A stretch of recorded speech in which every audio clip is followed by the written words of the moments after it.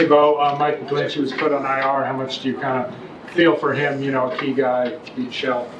Well, he played really well on Sunday. I thought he did a really good job against a great edge player. And that's going to, affect us, but it's next man up, and we feel, really strong about, Paucho and what he'll do for us.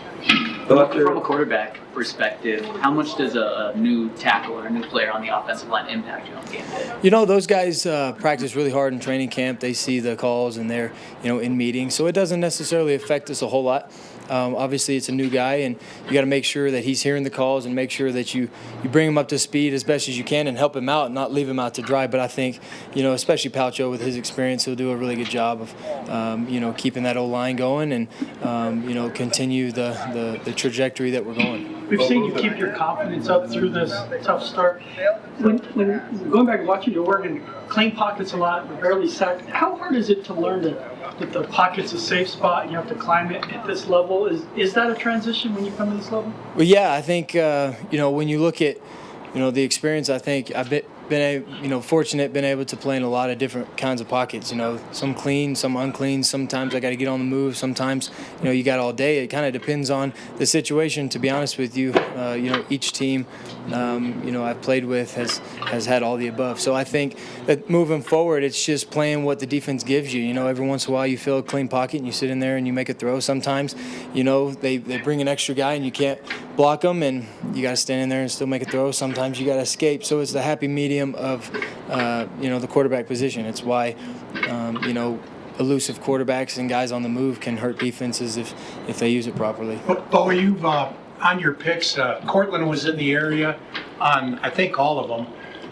Have you looked at that, and is it something where you're trying to force the ball to Cortland at all? No.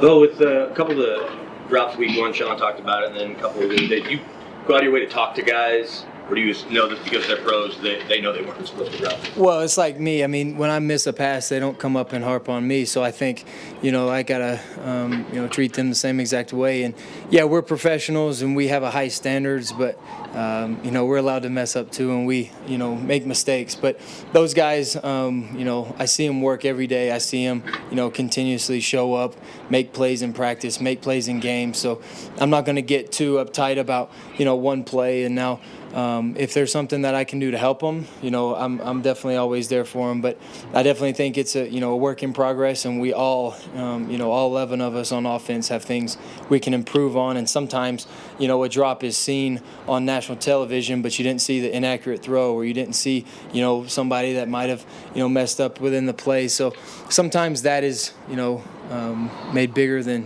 what it is. I think it's just a mistake that everybody makes, and we just got to continue to fix our mistakes. Well, Sean was talking about how good Tampa is in the red zone, both at Oregon and early in your NFL career.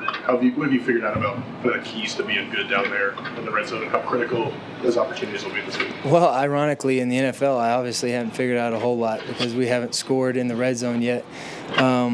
But I think it's, like anything else, that's a work in progress, and we got to continue to find ways to, move the ball and gain just subtle yards to where we can put the ball close enough, get in some goal line situations, and put the ball in the box. But, red zone is always hard, no matter what, level you're on, because the field shrinks, the defense doesn't have as much ground to cover. So we just got to do a good job of being efficient in the red zone and continue to move forward.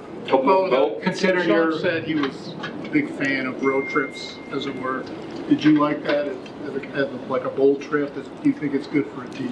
I think going on trips, with your teammates and being able to spend, a large amount of time that you're not normally used to spending is always a fun time. I've never been on a team trip and been like, man, I didn't have fun, or man, I wish we could go home early. Usually, we have a great time, and you're able to get away and you kind of change settings, go practice at a different place, be in a different place. I don't think I've ever been to West Virginia in my life, but we got a important week ahead of us, and when we take care of Tampa Bay, then we can move on to our road trip. But I do feel like road trips are good for a team.